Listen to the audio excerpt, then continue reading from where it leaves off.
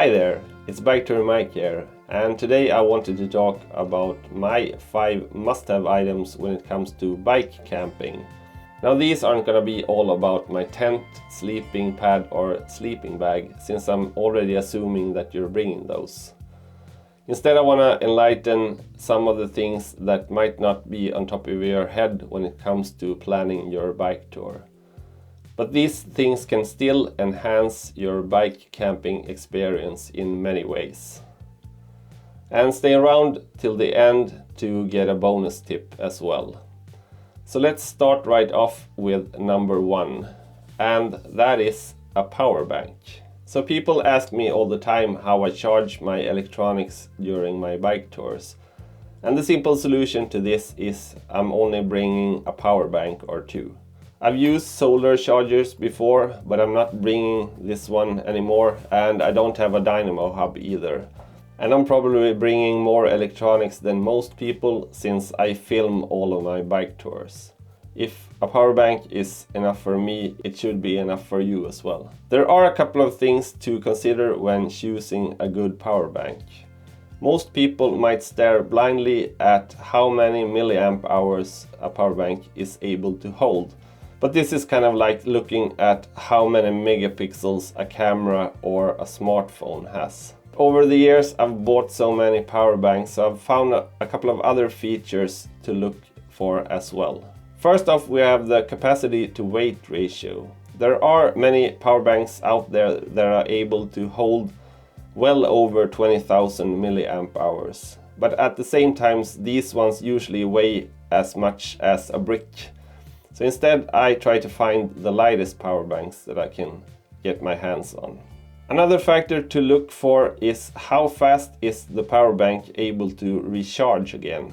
Again, it's tempting to buy one of those huge power banks that are able to hold thousands of milliamp hours. But when you're out on your bike tour, you're gonna have to recharge your power bank at some time, only to find out that your super big brick power bank takes about 24 hours or so to charge.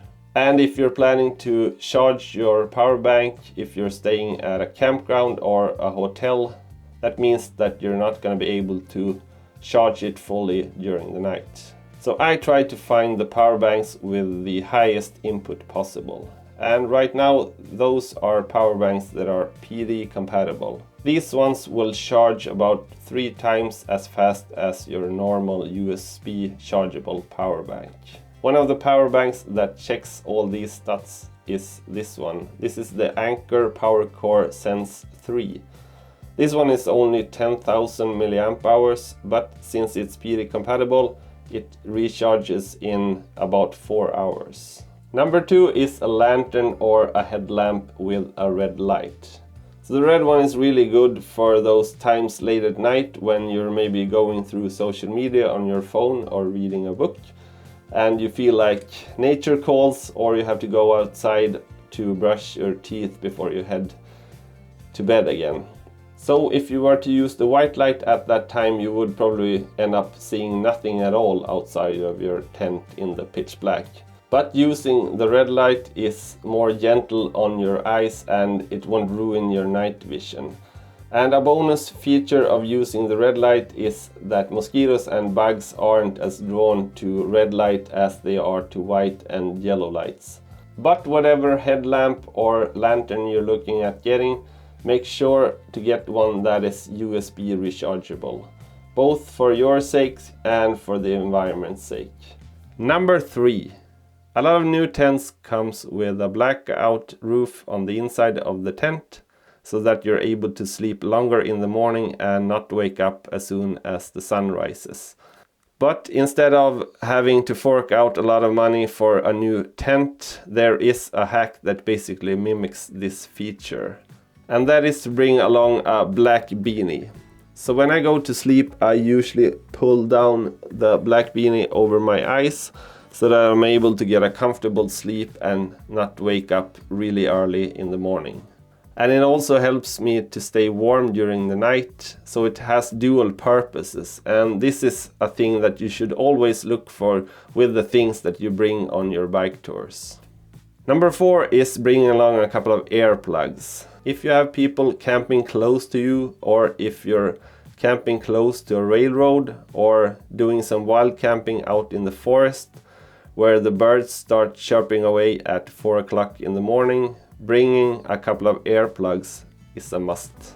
I can tell you how many nights I've spent certain that the guy snoring next to me, and it's always a guy, isn't it? Thinking that he's only a couple of feet away from my tent, when in reality he's like 50 feet away or something. But aren't you afraid that you won't wake up if a big scary animal is going through your things outside of your tent? Well, I'm a pretty light sleeper, and I still haven't found any earplugs that keep me away from hearing my cat meowing that he wants to go for a pee in the morning. And I think if I'm able to hear him meowing, I might be able to hear those bears outside my tent as well. Otherwise, I'll just sleep with one earplug in. And we head on to number 5, and that is an inflatable pillow.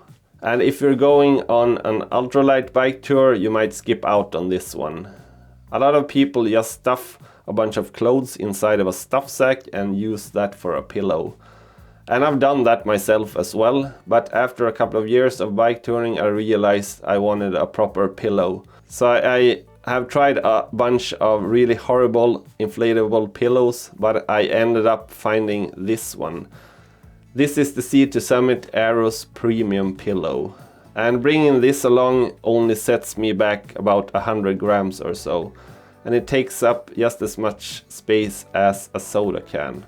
The plush fabric on top of the pillow is really comfy to sleep on. So I basically have no bad things to say about this pillow, except for that it's a bit pricey. So therefore I ordered this one. This is the Trekology Alute 2.0 pillow. And this one costs about a third of the Sea2 Summit pillow.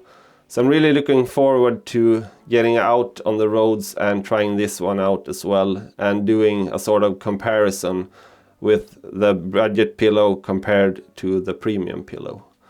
And as I promised in the beginning of the video, here is the bonus tip. And that is to always bring a pack of wet wipes. I get a lot of questions on how I maintain a good hygiene on my bike tours. And if you're staying at a hotel or a campground, that can easily be taken care of by taking a shower after your day out on the roads. But if you're like me, most of the time staying out in the forests while camping, that can be a bit trickier. Sometimes you're able to find a lake or a creek to do some improvised cleaning at. But I always bring a pack of wet wipes as my backup plan. So these are great to wipe off sweat, dirt, grime and bacteria from your arms and legs. And they can easily be found at almost any supermarket at a very low cost. So do you have any gear that I might have missed mentioning? I'd love to hear about your must-have items in the comment section below. Maybe I can get some tips from you. Otherwise, until next time, have a good one.